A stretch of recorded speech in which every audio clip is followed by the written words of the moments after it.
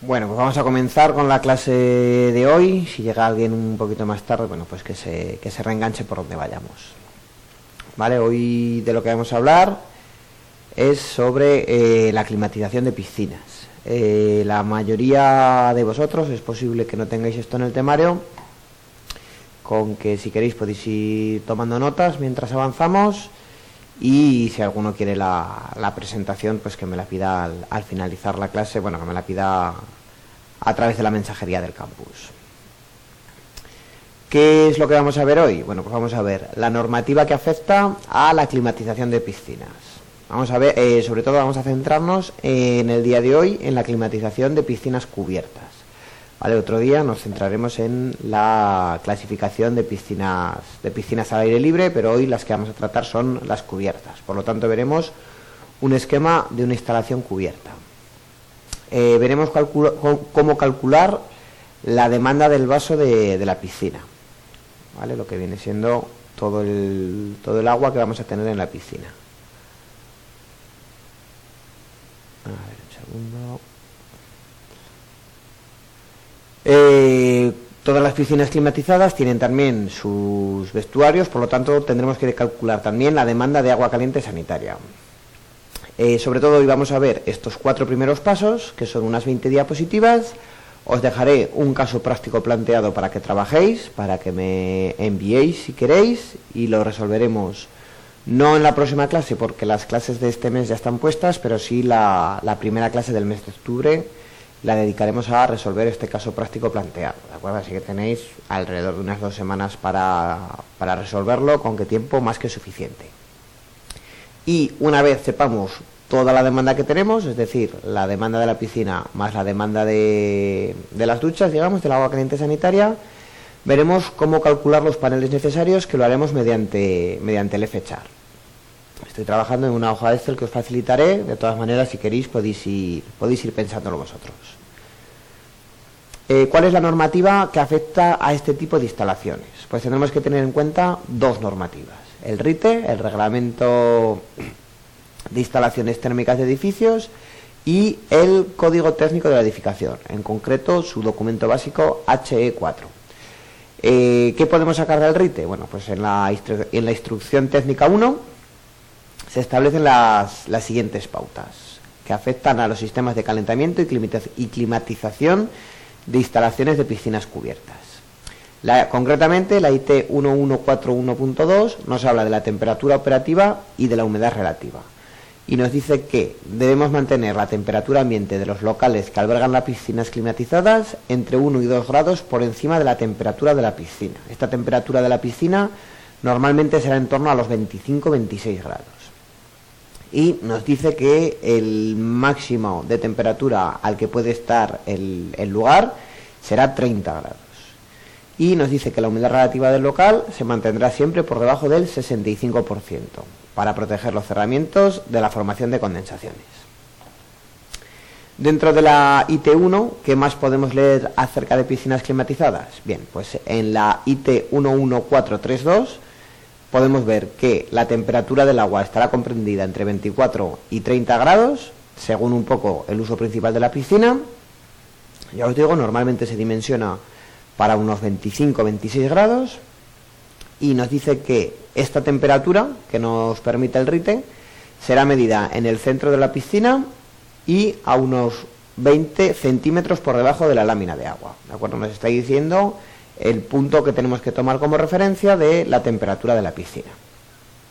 También nos dice la IT 12455 que el ahorro de energía en piscinas recomienda que la lámina de agua de las piscinas climatizadas deberá estar protegida con barreras térmicas, de manera que reduciremos las pérdidas de calor de agua por evaporación, que son las más importantes, durante el tiempo en el que estén fuera de servicio, ¿de acuerdo? Esto es muy importante y muy recomendable, que cuando no utilicemos la piscina se tape con una manta térmica con el fin de evitar estas pérdidas. ¿Por qué es especialmente importante? Porque, por ejemplo, si la piscina está abierta hasta las 8, hasta las 9, hasta las 10 de la noche, generalmente cuando las instalaciones se cierran deja de tratarse la temperatura del aire exterior. Por lo tanto, va a bajar esa temperatura y las pérdidas van a aumentar. Si utilizamos este tipo de mantas cobertoras, estaremos reduciendo las pérdidas considerablemente. Por último, la IT 12462 nos dice que en las piscinas cubiertas una parte de las necesidades energéticas de calentamiento del agua se cubrirá mediante la incorporación de energía solar térmica, es decir, nos está remitiendo ya directamente al HE4. ¿De acuerdo? Nos dice también que deberá cumplir con las exigencias fijadas en el documento básico HE4. Nos faltaba también la IT 12463, que nos habla de la contribución solar mínima para el calentamiento. De piscinas al aire libre, ¿de acuerdo? Todo lo que hemos visto hasta el momento era de piscinas climatizadas en bajo techo, cerradas, y también nos da un par de pinceladas sobre las piscinas al aire libre. ¿Qué nos dice el RIT al respecto de las piscinas del aire libre? Bien, pues que para el calentamiento de agua de piscinas al aire libre solo se podrán utilizar fuentes de energía renovables, es decir, no podemos calentar una piscina al aire libre con gas natural, con electricidad, con cualquier fuente de energía no renovable, solamente con, por ejemplo, energía solar térmica o energías residuales. Y nos dice también que las instalaciones térmicas destinadas a este calentamiento de piscina al aire libre cumplirán también con las exigencias del HE4, es decir, el tanto por ciento mínimo si decidimos calentar el agua mediante este procedimiento, tendrá que cumplir con el HE4. El código técnico de la edificación, ¿qué nos dice? Bueno, pues nos dice que, primero, ¿dónde es de aplicación este documento, el HE4? Pues nos dice que en la climatización de piscinas cubiertas nuevas. Hola, ¿se ha ido el audio? ¿No me oí?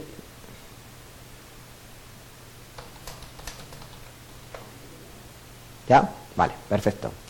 ¿Cuál es el ámbito del HE4? Pues nos dice que deberemos cumplirlo siempre que haya una piscina cubierta nueva, en piscinas cubiertas existentes en las que se renueve la instalación térmica, o piscinas que eran descubiertas y que van a pasar a ser cubiertas. En cualquiera de estos casos tendremos que cubrir parte de la demanda con energía solar térmica en el tanto por ciento que nos dice el HE4. Dentro de este código técnico, de este documento básico HE4, en su punto número 9, nos proporciona los parámetros ambientales para piscinas cubiertas y nos fija la temperatura ambiente, la temperatura del aire, entre 2 y 3 grados por encima de la temperatura del vaso, con un mínimo de 26 y un máximo de 28. ¿Vale? Es decir, en este caso es un poquito más restrictivo. Nos dice que tendrá que estar entre 2 y 3 grados por encima de la temperatura del agua, que como máximo será 28 y como mínimo será 26. ¿De acuerdo? Y también nos fija la humedad entre dos valores, entre un 55, la humedad relativa entre un 55 y un 70%, siendo recomendable el valor del 60%. El tanto por ciento a cubrir, bueno, pues esto ya nos lo deberíamos saber más o menos del código técnico de la edificación. Piscinas cubiertas, dependiendo de las zonas climáticas, no vamos a hablar de esto porque ya lo hemos hablado en otros vídeos, pues tendremos que cubrir el tanto por ciento correspondiente. En las zonas climáticas frías cubriremos como mínimo un 30%, y en las zonas climáticas más calientes, como puede ser Andalucía, pues nos obligarán a cubrir el 70% de la demanda. Hasta aquí respecto de la normativa que nos va a afectar. El siguiente paso que vamos a ver, que hemos nombrado, es un esquema tipo de la instalación. ¿Vale? Es bastante parecido a los de vivienda o a cualquier otro tipo de una instalación solar térmica. Tendremos los paneles solares. Estos los conduciremos en este caso hasta un acumulador, que sería el acumulador que abastecería a las duchas, por ejemplo, ¿de acuerdo? Al agua caliente sanitaria. En este caso pues tendríamos un acumulador y una caldera instantánea. Generalmente en pabellones polideportivos, más habitual que tener calderas instantáneas, es más habitual tener acumulación. ¿Vale? Más que nada porque la potencia de las calderas es menor, y aparte pues los usos suelen ser más pequeños y más, durante más tiempo, menos consumos, pero cuando consumen, pues consumen una gran cantidad de agua. Primero descargaría en el acumulador y luego se vendría al intercambiador de la piscina. Recordar, si habéis visto en el temario, que las piscinas que están al aire libre podemos ahorrarnos el intercambiador, pero en este tipo de piscinas no, ¿de acuerdo? En el caso de piscinas climatizadas cubiertas, generalmente siempre llevamos intercambiador. ¿Por qué? Pues porque para las piscinas descubiertas normalmente utilizamos colectores de caucho, que podemos hacer pasar el agua de la piscina por estos captadores sin que se vean dañados, pero para piscinas climatizadas utilizaremos ya generalmente o bien placa plana o bien tubo de vacío, que en este caso no podemos hacer circular el agua con cloro por estos colectores. Y bueno, luego tenemos pues los componentes básicos de este tipo de instalaciones: el intercambiador, los vasos de expansión, el sistema de vaciado y de llenado, temperaturas, purgadores, bomba con sus llaves alrededor características, pues la antirretorno y las dos llaves de corte. Nos faltaría también un filtro por aquí antes de la bomba. Bueno, un poco lo más habitual en este tipo de instalaciones. Si tenéis cualquier duda respecto del esquema, como siempre podéis preguntar. Tenemos dos maneras de calcular la demanda de las piscinas. La opción simplificada, que es mediante esta ecuación, es una opción bastante simplificada y que, bueno, podría valernos para hacernos una idea aproximada. ¿De acuerdo? Para hallar la potencia en kilovatios hora, bueno, pues tenemos que aplicar 130 menos 3 por TWS, que es TWS, la temperatura del agua de la piscina en grados centígrados, más 0,2 la temperatura del agua al cuadrado, todo esto multiplicado por la superficie de la piscina partido por 1000. Con esto ya tendríamos la potencia en kilovatios hora que tendríamos que abastecer a la piscina. Como os digo, es un método bastante simplificado y existe otro método que es bastante más desarrollado y bastante más preciso. En esta imagen que tenemos aquí, bueno, pues tendríamos una piscina cubierta y están representados las pérdidas que tendríamos aquí. Tendríamos que tener en cuenta las pérdidas por evaporación, las más importantes de todas, ¿de acuerdo? Las que más van a afectar. Las pérdidas por radiación, es decir, pues lo que nos puede venir del sol, lo que podemos ganar y perder. No, la temperatura del agua, a ver, pregunta Ángel si la temperatura del agua es la temperatura que queremos o ambiente, es la temperatura que queremos de la piscina. ¿Vale? La temperatura ambiente, según todo lo que hemos visto respecto de normativa, pues sería ese grado, 2, 3 grados por encima de la temperatura del agua. Tendríamos también las pérdidas por convección, y luego tendríamos todas las pérdidas por transmisión, ¿de acuerdo? Que sería pues el vaso de la piscina no va a estar en este local climatizado, sino que va a estar, por ejemplo, en un garaje, en una sala de calderas, en una sala bastante más fría. Entonces, por transmisión con las paredes de la piscina, que estamos a 25 grados, con otra sala más fría, pues ahí también va a haber unas pérdidas que tenemos que tener en cuenta. Y aquí no están, vemos que está Q sub R, pero es Q sub R, es pérdidas de radiación, están también las pérdidas por renovación. Por tema de higiene, normalmente aproximadamente 5% del agua que tenemos en el vaso de la piscina tenemos que renovarlo. ¿Qué quiere decir esto? Que se va a ir agua caliente y va a entrar agua fría. Por lo tanto, también tenemos que tenerlo en cuenta. Como os digo, generalmente es en torno al 5% del volumen de la piscina. Ahora, vamos a pasar a ver detalladamente cómo se calcula cada uno de estos tipos de pérdidas. Las más complicadas, digamos que son estas pérdidas por evaporación, y ya os dejaré el caso planteado para que lo resolváis vosotros, ¿vale? No vamos a ver ningún ejemplo en esta clase, en esta sesión, porque si no es posible que se nos alargara un poquito, ¿vale? Entonces os lo voy a explicar todo, no vamos a hacer ningún caso práctico, pero va a quedar todo claro. Lo que no quede claro lo preguntáis y os dejo el caso para que practiquéis vosotros, que considero que realmente cómo se aprende. Si os sale, perfecto, y si no os sale, pues bueno, me preguntáis o lo resolvemos en la siguiente clase. En primer lugar, las pérdidas por evaporación. Es con diferencia la partida energética más importante debido a la gran cantidad de energía que se pierde. ¿Qué ecuación tenemos que utilizar? Bueno, pues esta que tenemos aquí, ¿de acuerdo? Vamos a obtener siempre las pérdidas, en este caso, en este método dimensionado, en kilovatios hora por mes. ¿Vale? Ya los kilovatios hora que necesitamos para cubrir todo el mes. ¿Qué interviene en esta ecuación? El valor de L, que es el calor latente de vaporización del agua.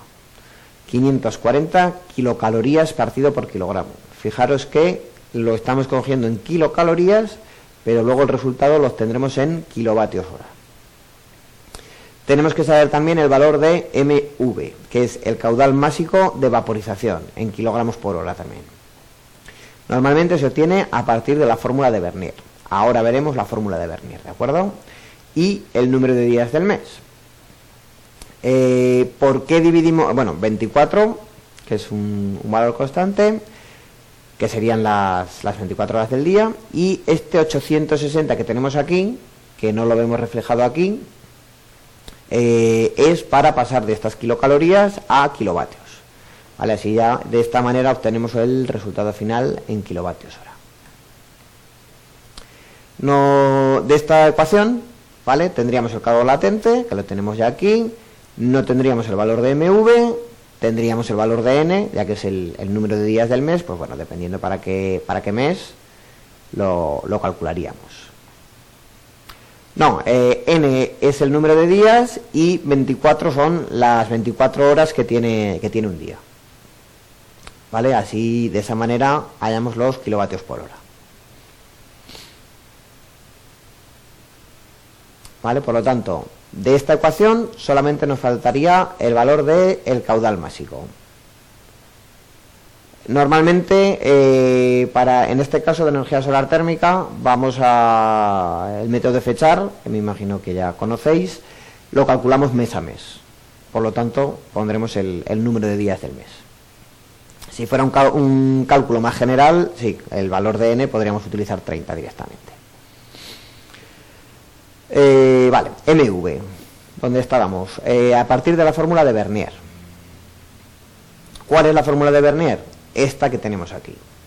Un poquito larga, pero bueno, poquito a poco simplemente tenemos que sustituir, ¿de acuerdo? El valor de S, superficie de la lámina de la piscina en metros cuadrados. Vale, es un valor que generalmente para un proyecto tendremos. 16 es una constante, 133 por N minúscula. N minúscula será el número de nadadores por metro cuadrado. Este valor es un valor estimativo. O bien nos lo darán en el proyecto, o bien, creo que lo he apuntado más adelante, podemos saberlo en función de los metros cuadrados de la piscina. Se considera, creo que era un nadador por cada 3 metros cuadrados de piscina. ¿Vale? No obstante, será un valor, será dato. Luego tenemos W sub B, que será la humedad absoluta del aire saturado de la temperatura del agua de la piscina. Y ABS absoluto, humedad absoluta del aire saturado a la temperatura del aire interior en el agua. No, perdón, en el agua y este en el aire interior. GA será el grado de saturación, pues el 60% que hemos elegido antes, el 65%, normalmente recomendado el 60%. Y N, el número total de espectadores, ¿vale? Independientemente del número de personas que consideremos que estamos en la piscina, pues si necesitamos estimar si va a ser competiciones o otro tipo que va a ir gente a verlo, pues también lo incluimos en la ecuación. ¿Vale? ¿Por qué he dicho que estas son las pérdidas más complicadas? Bueno, pues porque partíamos de esta ecuación. En esta ecuación no tenemos MV. Para hallar MV nos venimos a la fórmula de Vernier, donde tenemos todos los valores menos WE y WABS. Por lo tanto, nos tenemos que ir un pasito más adelante para saber cómo se calcula. ¿A dónde nos tenemos que ir? A la ecuación de la humedad absoluta, ¿de acuerdo? Donde tenemos que aplicar esta ecuación, 0,622 por H sub R, que es la humedad relativa expresado en tanto por 1, pero la humedad relativa para saturación. Por lo tanto, H sub R será siempre el valor de 1. Tenemos también aquí P, que es la presión atmosférica, que nos dicen ya que es 1,013 bares, y PWS, que es la presión de saturación a la temperatura ambiente. y que podemos obtener a partir de esta ecuación, ¿vale? Por lo tanto, recapitulando, para las pérdidas de evaporación tenemos esta ecuación, vamos a ir pintándolo un poco, donde nos falta el valor de MV. Para hallar MV nos vamos a la fórmula de Vernier, donde nos faltan dos valores: el valor de la humedad absoluta del aire saturado a la temperatura del agua y el valor de la humedad absoluta del aire saturado a la temperatura del aire interior. Para obtener este valor de W nos tenemos que venir a esta ecuación, donde nos falta la presión de saturación a temperatura ambiente. Y para tener estos dos valores nos vendremos aquí, donde tenemos una variable que es este valor de T, que es la temperatura, que tenemos que incluirla en grados Kelvin, ¿de acuerdo? No lo he puesto, pero la temperatura en este caso sería grados Kelvin. ¿Y qué haremos? Pues tendremos que poner aquí primero la temperatura del vaso del agua, por ejemplo 25 grados, y la temperatura del aire exterior, por ejemplo 27 grados. ¿Vale? Con estos dos valores diferentes obtendremos los dos valores de W, estos dos valores de W. Con estos dos valores de W ya podremos obtener el valor de la masa de agua evaporada y con eso ya podremos obtener las pérdidas de evaporación. ¿Vale? No sé si ha quedado claro. Lo mejor, ya os digo, es poneros a hacerlo e ir poquito a poquito. Recordar, esta T necesitamos dos valores de humedad absoluta, la de la temperatura del vaso del agua y la temperatura del aire interior. Para ello necesitamos el valor de PWS, que va a ser distinto en cada uno de los dos casos, ¿vale? Por lo tanto, hallamos PWS con la temperatura en grados Kelvin. Pues por ejemplo, para la temperatura del vaso de agua 25 grados, ya sabéis que para pasar a grados Kelvin tenemos que sumarle 273. Pues 25 más 273. Con este valor de PWS hallamos el valor de la humedad absoluta a la temperatura del agua y ya tendríamos este valor. Para el caso de la presión de saturación, para la temperatura interior, pues aquí pondríamos 27 grados más 273. ¿De acuerdo? Hallaríamos este valor, hallaríamos el valor de la humedad absoluta en el aire, sustituiríamos, tendríamos la masa de agua evaporada y ya tendríamos las pérdidas por evaporación. No os asustéis, que el resto de pérdidas son más sencillas de calcular. Sí, perdonad, se me ha olvidado comentarlo. M y MW es lo mismo, es fallo de mi diapositiva, ¿de acuerdo? Es decir, este MV es lo mismo que este ME.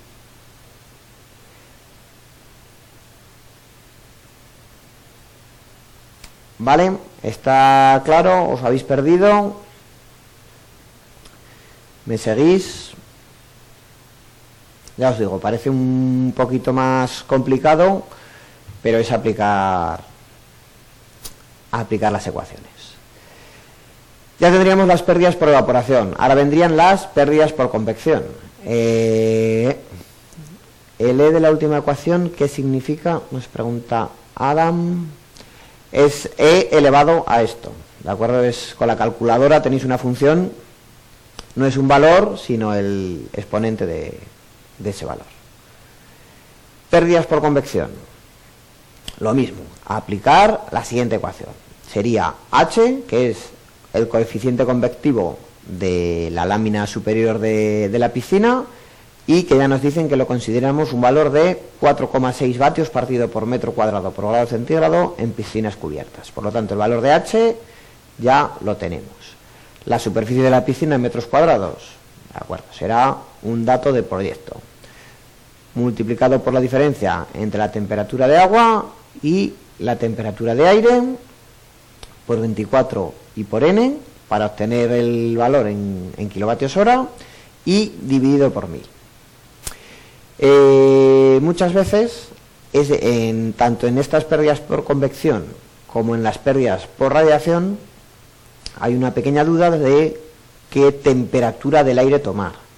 Si parece lógico que si estamos hablando de tener la piscina a 25 grados y la temperatura del aire a 27, pues coger esos dos valores.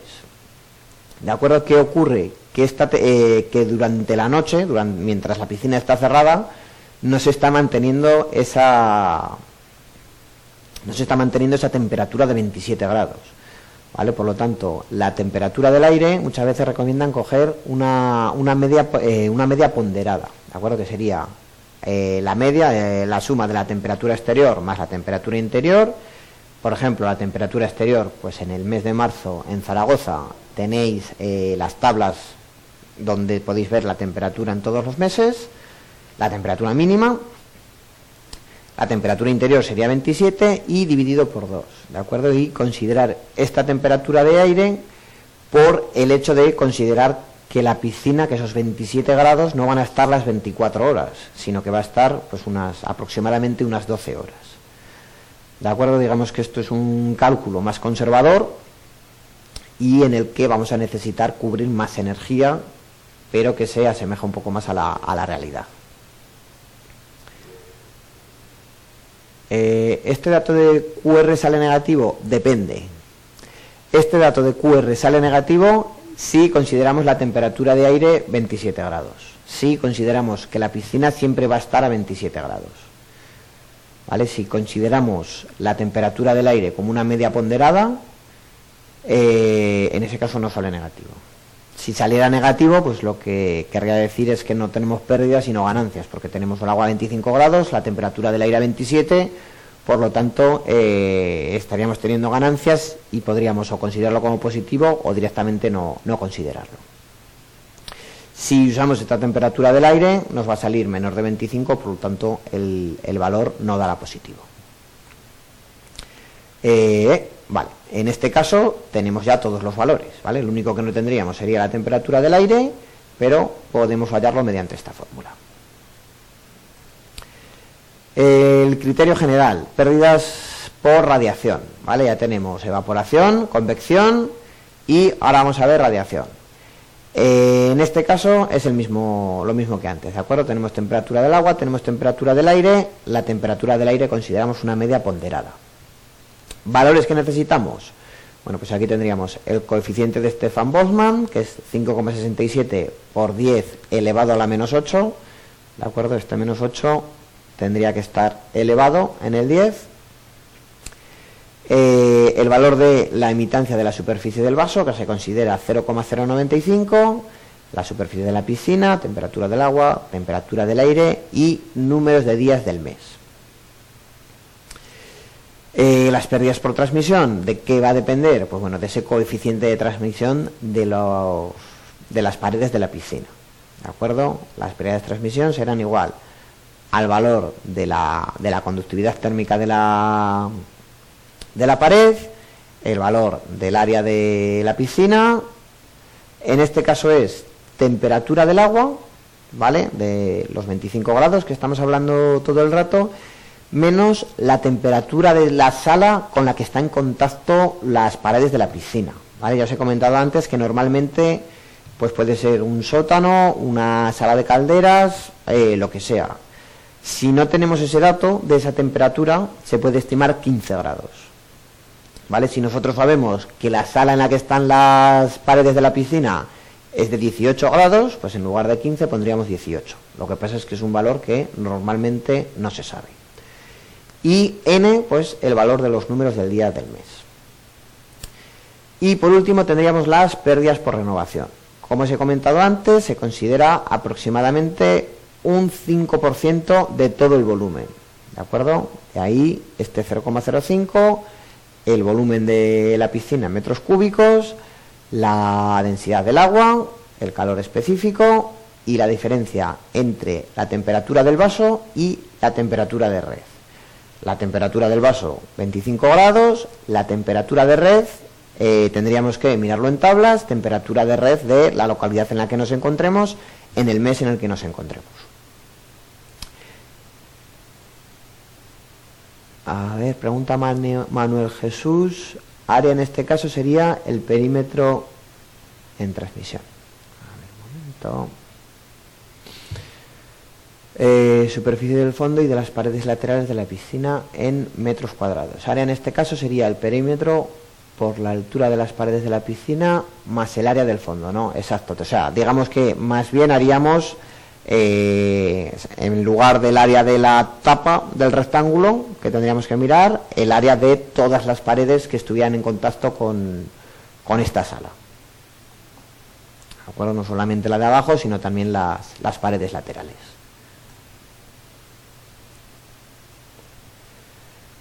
Vale, las pérdidas por renovación, que serían este 5%, esta sería la ecuación, y añadiríamos, en este caso, como estamos tomando 4,18 como valor de calor específico, para saber el resultado del mes entero, multiplicaríamos también por n y dividiríamos por 3600, ¿de acuerdo? Con el fin de expresarlo, de tener los kilovatios hora del mes. Vale, esto en lo que se refiere a todas las pérdidas, evaporación, radiación, convección, transmisión y renovación. Ya os digo, para hacer el caso práctico que os voy a plantear ahora, podéis pedirme la diapositiva, ya que no tenéis apuntes sobre esto, y os la paso. Necesitamos saber también el cálculo de la demanda de agua caliente sanitaria. No lo vamos a explicar, porque ya lo hemos visto, ya lo habéis tenido que ver en el temario. Sería un caso similar a los que ya hemos desarrollado, tanto en temario como en clase, pero para unos vestuarios, unas duchas. Aquí estoy viendo también que al cargar aquí la diapositiva se me ha movido un poquito el rectángulo. Está en escuela con ducha, debería estar en vestuarios, duchas colectivas, 21 litros por persona. Bueno, ¿qué tenemos en esta diapositiva? Pues bueno, que la aportación solar de la piscina cubierta no se limita solamente al calentamiento del vaso, sino también al agua caliente sanitaria. Nos fija 21 litros por persona. Y lo que os comentaba antes, en el caso de no saber para cuántas personas dimensionar esto, una regla que no está en ninguna normativa ni nada, pero que se puede usar, es el hecho de dimensionar los vestuarios para un número de usuarios en función del aforo, el cual es proporcional a los metros cuadrados de la lámina del agua. Lo habitual es asignar un ratio de usuario por cada 3 metros cuadrados, ¿de acuerdo? Antes os lo he comentado bien, es decir, cada 3 metros cuadrados de la superficie de la piscina, un usuario. Por último, creo que aquí tenéis todos los datos que necesitáis, ¿vale? ¿De qué se trata el caso práctico? Bueno, pues de determinar las pérdidas, todas las que hemos visto, en el mes de marzo en una piscina semiolímpica con una superficie de 262 metros cuadrados. Ya estoy viendo que, por ejemplo, ponen el mes de marzo, pero no ponen la localidad. Vamos a hacerlo en el mes de marzo y en Zaragoza, ¿vale? Para hacerlos todos sobre la misma piscina y el próximo día perdón, ponerlo todos en común y ver lo que hemos hecho cada uno, ¿de acuerdo? Por lo tanto, en marzo y en Zaragoza la temperatura del vaso será de 25 grados, la temperatura que queremos en el pabellón será de 27 y la humedad relativa del 65%. Se considera una presencia media de 20 nadadores. Y despreciaremos también la presencia de espectadores. ¿De acuerdo? Un segundo, por favor.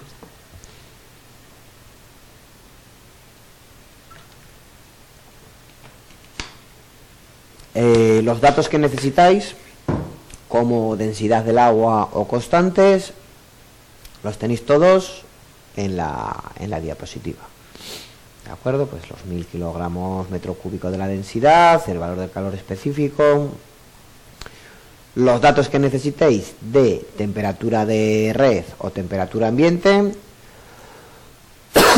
Tenéis las tablas necesarias donde lo podéis mirar. Y creo que no faltará ningún dato. Si a la hora de desarrollarlo veis que necesitáis algún dato, o bien lo suponéis o bien me lo solicitáis a través de la mensajería.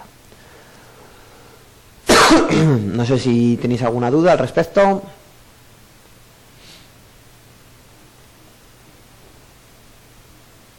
Algo que no haya quedado claro.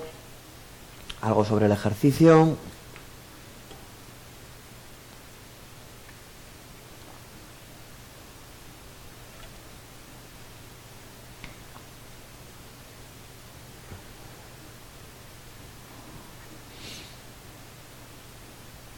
Bueno, pues si voy a colgar la presentación, colgaré el vídeo, ¿vale? Como tarde a principios de la semana que viene. La presentación, mandarme un email por la mensajería y os la facilito.